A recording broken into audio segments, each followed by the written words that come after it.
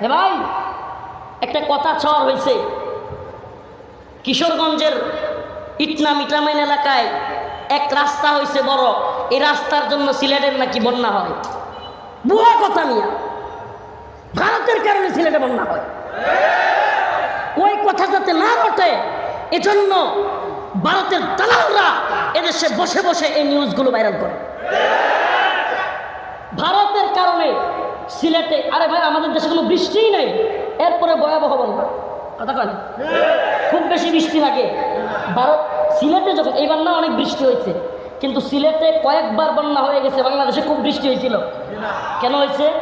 আমাদের যখন পানির দরকার নাই তখন আমাদেরকে পানি দিয়ে কি করে, বাসায় ফেলে।